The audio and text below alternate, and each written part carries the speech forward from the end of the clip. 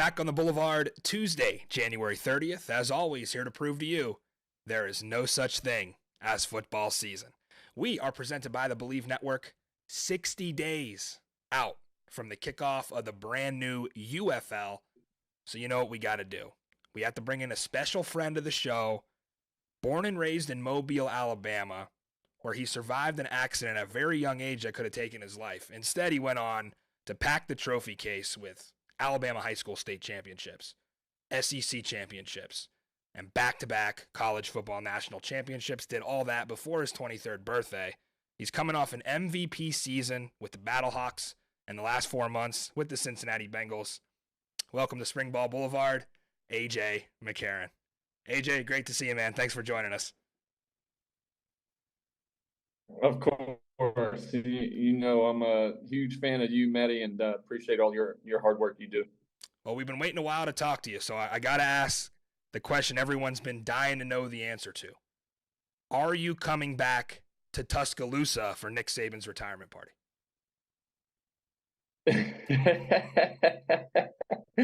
I like that. That's a good one. No, I will not be heading back to Tuscaloosa. Listen, I sent Coach a text. I actually joked with him.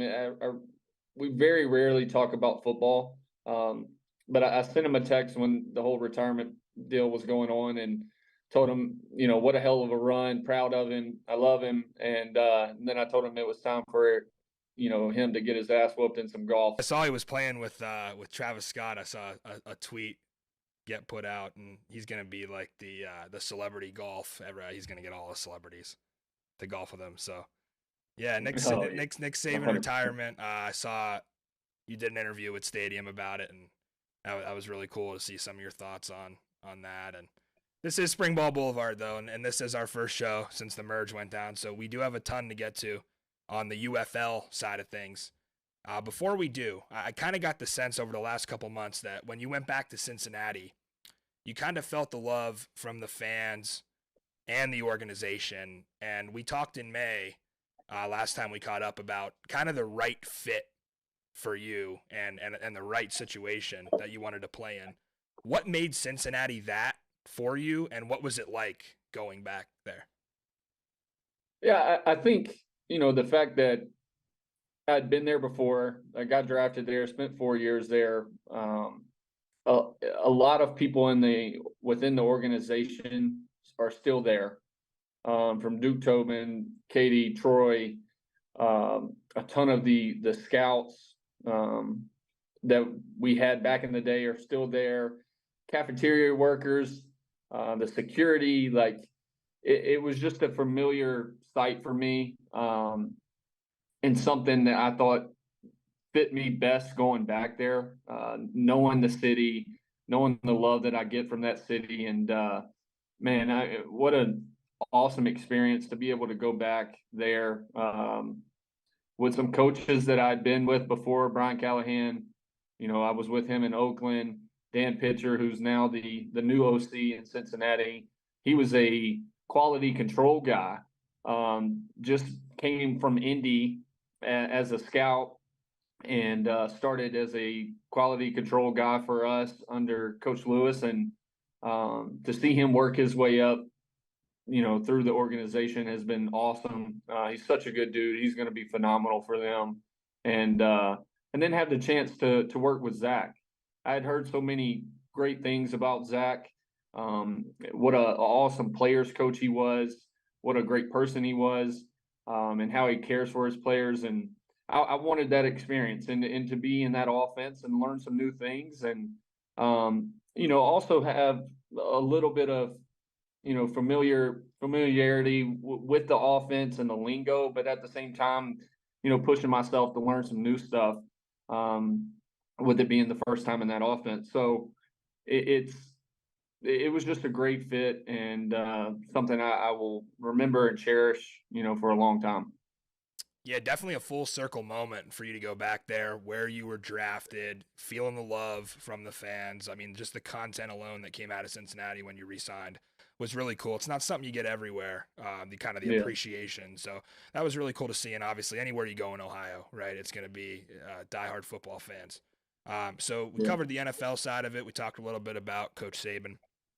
I guess we'll stop pushing it off. The big merge did happen. We're sitting here 60 days from UFL kickoff, and here's kind of what we know right now. On the positive side of things, the Battlehawks are back, and they're going to be playing in the Dome. Anthony Becht, your head coach, is back. Bruce Gradkowski, back as offensive coordinator. And not only that, but Dave Bowler, back as general manager, who, I mean, just dominated this dispersal draft with a focus on receiver and offensive line, which I know has to make you happy as a quarterback. Also picked up the defensive player of the year out of Vegas. So the team looks great on paper. All that plus more eyeballs on the games because you're getting Fox bringing that powerhouse platform into the picture. And they're going to lean on St. Louis as the headline market to this entire operation. Now, with that comes some of the cons and some of the negatives, right? You have one league, which means only 8 teams. So less leverage for players to negotiate compared to 2 leagues with 16 teams, especially at your position.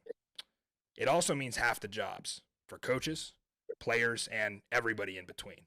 So that's kind of the narrative right now, a very zoomed out look at it. Obviously, the UFL wants you back as a face of the league, and that's a respect that you've earned over the last year.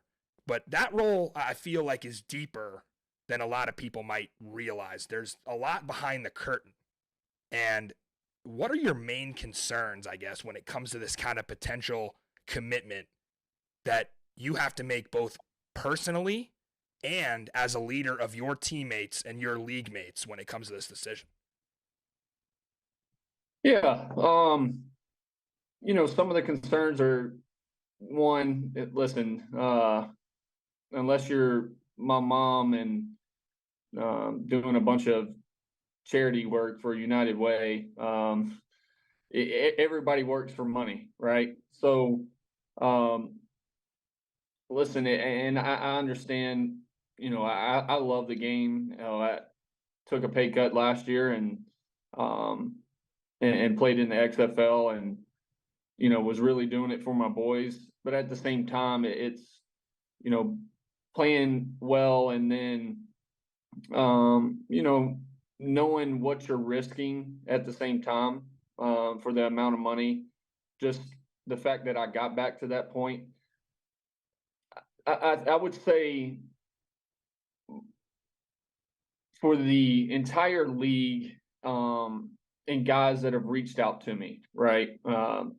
There's a lot of guys that are worried that basically the pay got cut from a contract standpoint. There's no win bonus, things like that. And listen, I will say, but before I say that, I've talked to Russ Brandon a ton, probably more than anybody. I've talked to Moose Johnson or Daryl Johnson. I've talked to Doug Whaley. I've talked to a lot of the head guys in the league. Hell, I even reached out and sent The Rock an IG message, and he hasn't gotten back to me, but at least tried to just say that, listen, I wanted to sit down and talk with the head guys from the league itself, just because I feel like from a league standpoint, we could be different if the players are able to go together and sit down and talk with ownership. It's different from any other league. NFL, you have 32 different owners. The NBA is the same way. MLB is the same way. Like, every professional sport's different. What separates us is that it's all under one ownership. And I feel like from a player standpoint, there can be things that, maybe each team designates a speaker for the team, and then we go and sit with ownership of the league and sit down with the board and whoever else that they feel is, necessary to be in that meeting, and have a true conversation about, listen, this is the type of things we need. This is the type of treatment from a trainer standpoint being able to have hookups for hotels during the season, so family can come in from a living, because the living situation is completely different this year. Talking to Russ Brandon and Doug Whaley and Moose and then other people within the UFL, the biggest issue I see, and from guys that especially came from the XFL, right? I don't want to speak for Max, but Max just with the pay cut and salary, That's Max and he just Borgi, chose right? not to. Yeah, Max Borgi. Okay. and with Max choosing, not to leave his job that he has because of the pay had a little bit to do with it, and from a living situation that we're all going to be under, it makes it tough. And the biggest issue that I have with this whole thing is the USFL players chose to unionize last year or the year before, whenever it was.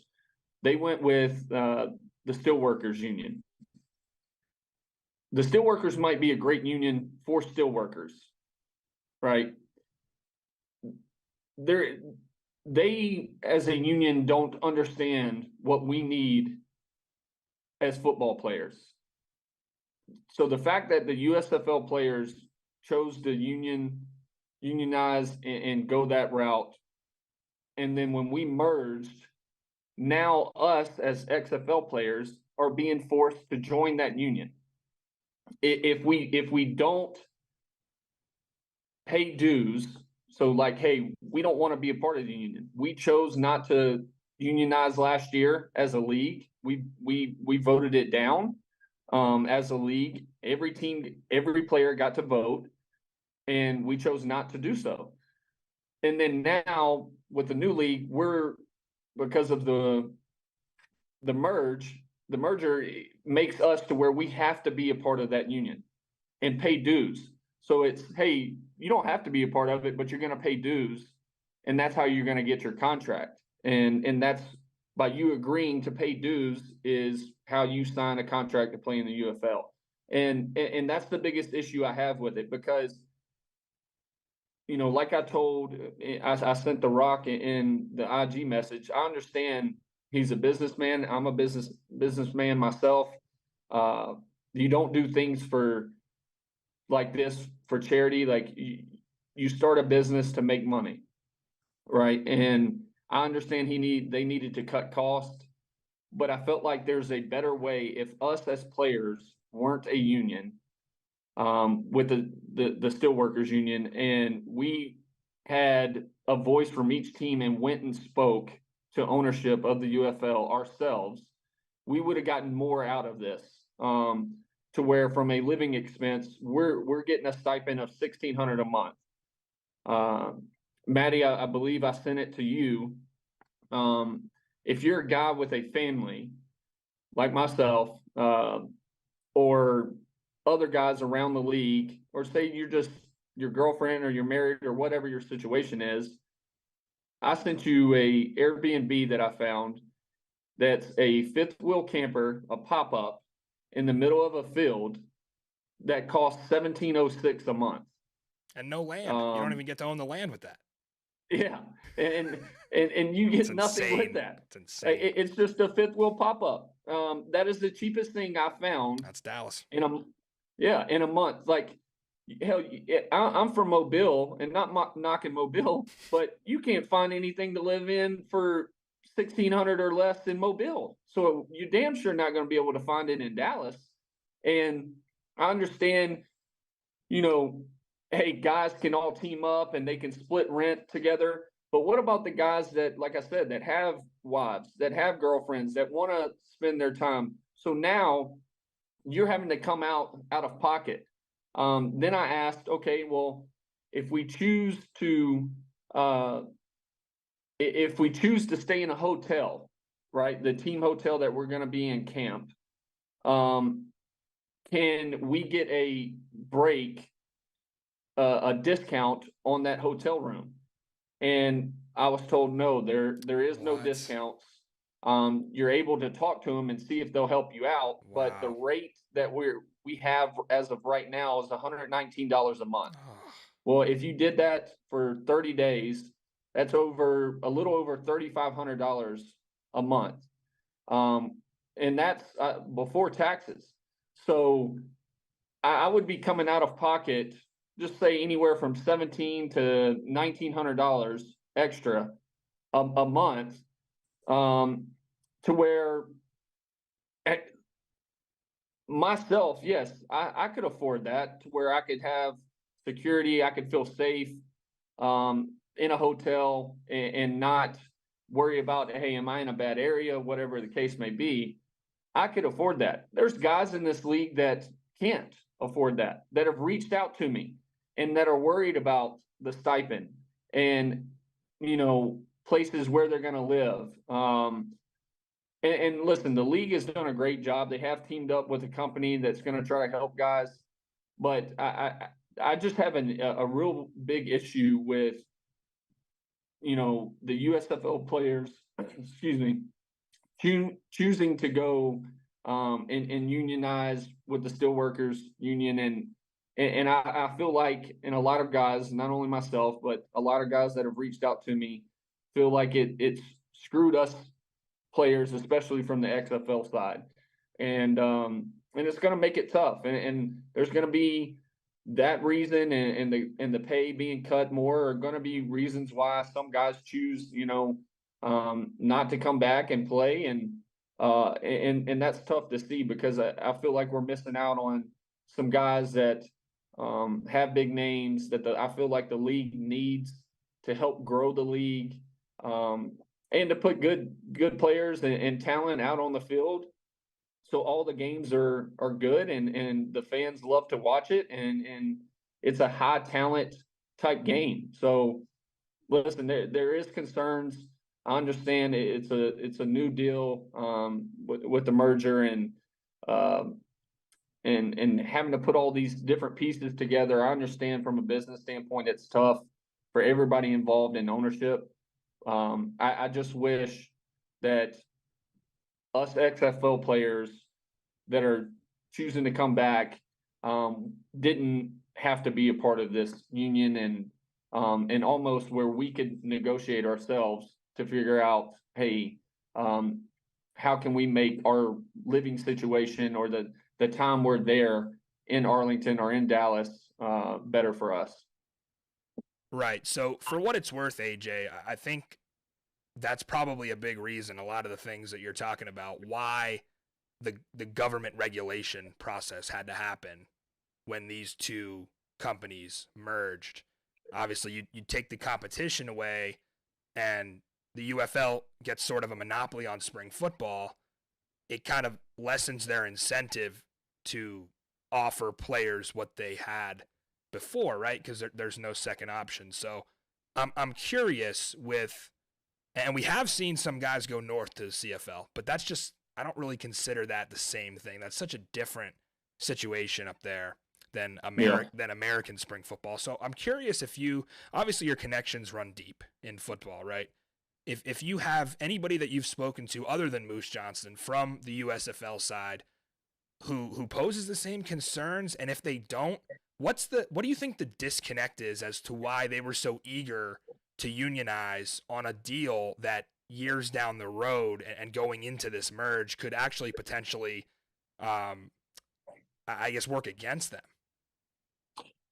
Yeah, I have talked to people, and just from a respect, because I don't know if they want their names out there, but I'm going to leave their names out. But yes, I have talked to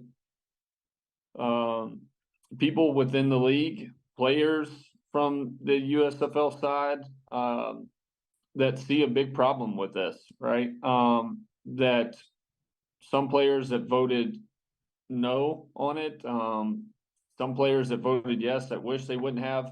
I think, just guys not being fully aware of, it's really the Steelworkers was the first union that approached both leagues. And I'm sure they, heard all the great things that they could do for them and all that. just jumped on it way too soon. Listen, if anything, I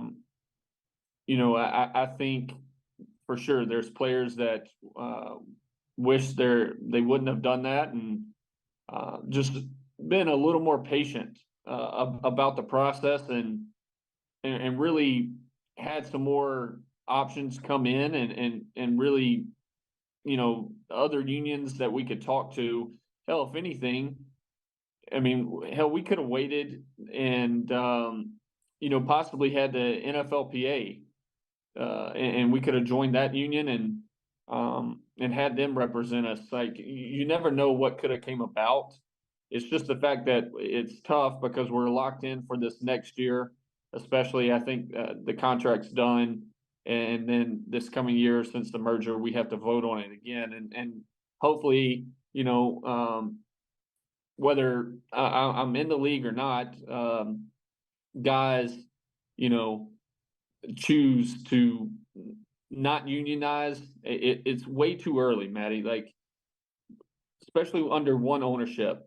When I think you need to become, unionize and officially join a union is when this league, hopefully down the line, this league has its own owners per team, right? There's one owner per team, and the league's split up that way. Then it makes sense because the league's bigger from an ownership standpoint for you to, unionize, and then have somebody that really can speak to every owner, and it's a lot harder during that process as if we just had one person from each team doing it. But I just think they jumped to it, way too early, um, and it's something that I think there are a certain amount of guys that are regretting it. Yeah, and I'm curious because the USFL players must have been sold on some sort of guarantee that they were getting in this deal when they agreed to it and they voted yes to unionize.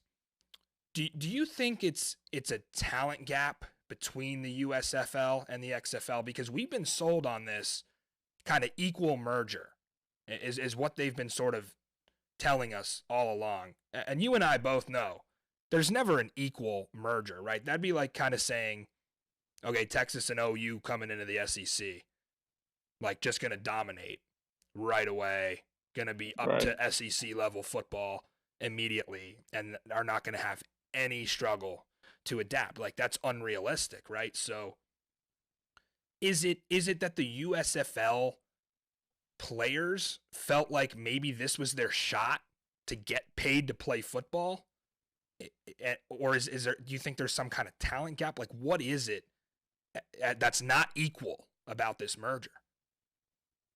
Yeah, to be honest with you, May, I don't know. And I don't listen. There's a ton of great talent on the USFL side, and I don't want to knock their side. Do I think, from a game standpoint, that the XFL games were much better to watch? Yes, I do. I thought from an overall talent standpoint, throughout the whole team, there was more talent on the field. But there are people that could say, "Oh, well, you're biased and you played in the XFL." True, but that's just me as a fan, and watching. Like, it was hard for me to watch some USFL games. So, listen, there's still a bunch of great talent out there, and not knocking those guys one bit. I think there's a ton of guys in that league that could have a chance to play in the NFL, and should have a chance to make a team. But I think it kind of says it when you really take 5 of the markets from the XFL, and I understand they're trying to say it's an even split, but you really took 5 markets from the XFL and put them in this new league with a merger, and really only took 3 markets from the USFL side. So it's listen, it's a tough deal for everybody. I just my biggest gripe about the whole thing is the fact that the XFL players that voted against the union and just having a voice for ourselves, that we're having to join, at least for this 1 year, when, I personally and a bunch of guys around the league don't think it's right. Yeah, and as a quarterback, obviously, you've been advocating for all the players right now, but let's specifically talk about your position. I was watching the Pat McAfee show, and he made a comment about the merger that, looking at it from the surface, it seemed like a lot of this merger was because there's not enough quarterbacks. Is there 16 starting caliber quarterbacks was the question, and the merge helps that. But in your opinion, can you get good quarterback play when this is the deal, or does that kind of counteract like a guy like Jordan Ta'amu, a guy like yourself, really good quarterbacks not being down with the deal, and then you have to suffer on that end, like you said, some of the USFL games being kind of tough to watch. Is that important to you, that the quarterback position in spring football especially is kind of emphasized? Well, 100%. Listen, it doesn't matter what league you're in. The game of football has gone to where it's a quarterback driven game, right? I don't care if you're in park ball. I don't care if you're in high school, college. It doesn't matter. Like, if you don't have a quarterback, um, that is a good player, it's hard for your team to be successful, right? It's just the day and age of football and how it is. And the NFL is a quarterback driven league, and this league, the UFL, needs to be a quarterback driven league to some extent, right? I'm not saying there's not all-star players all over the field, because hell, and when I just look at our team last year, and then even into this year, like, we have star guys all over the field, and guys that I think deserve a chance to play in the NFL, and some of them got that opportunity. But it's all across the board. There's players on every team, but it's just the way the business is. It's a quarterback driven league, and I've expressed that to leadership of the UFL, and losing out on guys that say, well, hell, I'm not going to come play for 50 something $1,000 when I can go to the CFL, or I can just sign a futures deal and take my chance on just being on practice squad. Like, I feel like the league eventually needs to get to that, to where, hey, you're almost bidding, and some it's going to work out for some, and it's not going to work out, but that's a good thing while you're on a 1 year contract. But where these teams or the league itself can contact certain guys and say, hey, not only do we think you're a great player, but to help our league grow and to get more viewership, we want guys with name recognition, and we want guys that as soon as we sign them, their market is going to be excited about that signing. Their market's going to want to come to the games to watch them play. Like, it's only going to help the league create more money. So yes, I do think the league is going to, and like I said, I don't want to, speak for Max all the way, but I talked to Max, and I know the contract situation and other situations had to do with Max not playing for us, and so I listen. It's tough. There's guys around the league. Like I said, my inbox on Instagram is loaded with guys that have reached out, asked me to speak up, and I feel like it's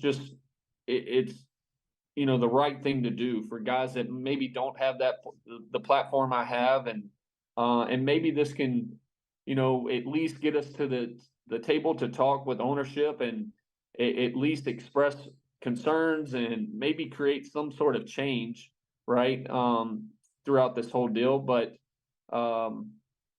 it's definitely it's a blessing to be able to play the game. And it's awesome that this league, the UFL, is here and the merger happened and everything. I just think with the union side of things, it makes things tough. Well, I am very grateful that you're willing to be transparent with our audience and even a larger audience as well. And I hope your message does get across. AJ, I think it's important to highlight that when we talked back in May, this is not a new thing for you to be coming on and doing this. When we talked back in May, you specifically emphasized to me that in the course of the offseason, you wanted to sit down with the league decision makers and talk about a lot of this kind of stuff. And that was before we even had any discussion about a merge. The XFL was fully marketing, fully making a push, already selling season tickets for the 8 markets that were going to come back in season 2. And I think about something like the playoff reform and the tiebreaker situation where you guys miss out on the playoffs, and what the conversation kind of centered around. And now coming back, it's going to be 2 division winners and 2 wildcard teams. So for anyone who says these kind of conversations don't create change, they can. They can be a catalyst for change, and we appreciate you doing that. We've talked about a lot, and I'd be doing a disservice to our audience if I didn't ask before we go. All of this that we've discussed with 3 weeks until UFL training camp, where does this leave AJ McCarron? Yeah, I'm still just talking with my agent, family, and still kind of deciding what's the best route for me. And listen, I absolutely love St. Louis. There's only one team I would come back and play for this year would be St. Louis. Coach Beck, and I call him AB, but he's an unbelievable head coach. Really, for it to be his first time last year was awesome. He's such a player's coach. He's a good dude. He cares for his guys. The passion he brings for the game, for the city of St. Louis, and the league itself is unmatched, right? And then playing for Bruce. Bruce is such a brilliant mind when it comes to offensive scheme and coming up with plays, and just learning from him and being able to work with him on a day-to-day process was something that I will cherish also for the rest of my life. And the acceptance that the city of St. Louis, myself and what they showed to my boys, family, friends that came in, it's something that you feel that from them on a very high level, and that's something that's you usually don't feel from fan bases a whole lot. So I respect the hell out of the city of St. Louis. I thank them for everything they've all the love they've shown to myself and my family. And I will make a decision within the next couple of days, and then we'll go from there. Yeah, and I think it's also important to note that Cincinnati, not really part of this picture, right? This is a AJ McCarron decision. This is a personal decision. This is weighing your options and wanting to do what's best for you and your family, correct? Yes, correct. All right, well, AJ, whatever you decide to do, we wish you the absolute best. I know there's a lot of DC Defenders fans who are probably thinking, "Oh man, this receiving core, right?" I'm one of them. I mean, I'm still rocking with the Defenders, and I'm sitting here thinking, I mean, you get Ja'Cour Pearson, you get Hakeem. But anyway, Zook, I'm selling him on coming back already. Like, listen, that's the fan side of me, right? There is a business side of this, and we have to have these serious conversations. There's a reason that these deals are in place. There's a reason for all of this behind the scenes. And it's good to have knowledgeable people like yourself that are taking a leadership position when it comes to not just your teammates, but the entire league. So we appreciate that, AJ. Is there anything else you got for anybody else before we wrap it up here? Well, I think, for you, like if I do come back, we got to get I'll send you a St. Louis jersey to hang up back there, that you're going to have to hang up at some point. But listen, I think I also want this known, whether I'm I do come back or not, I love, a lot of the people, and I respect the hell out of The Rock, Miss Danny, uh, Russ Brandon, Moose, Doug Whaley. Like, I want to help this league grow, whether I'm in it or not. I think it's important because I would listen to Coach Saban a lot, and he talks about like the NFL doesn't have like almost like a farm league, right? Like you think of every other professional sport, they have some type of minor league situation or guys that have probably been stuck on practice squad in the NFL, and they're running out of time, and they haven't been able to show, have a lot of film, and now they can come into this league and be able to showcase their talents, and then possibly get bumped up and signed on somebody's active roster. So this league, the UFL itself, is something that needs to be done.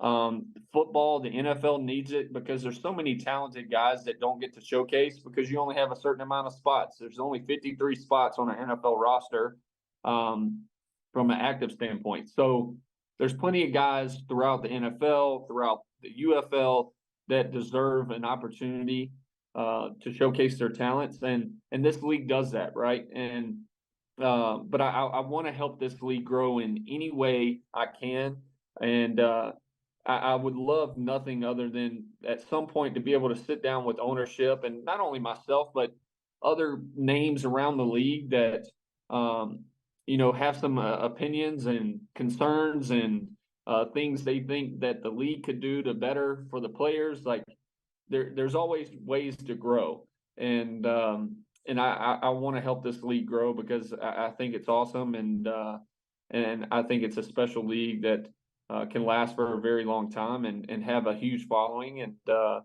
it could be special, and it's something you want to be a part of.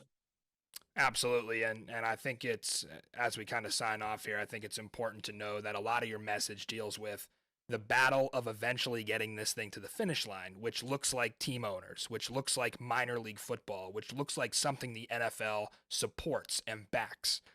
The battle of getting there and also keeping the players that are part of that process happy.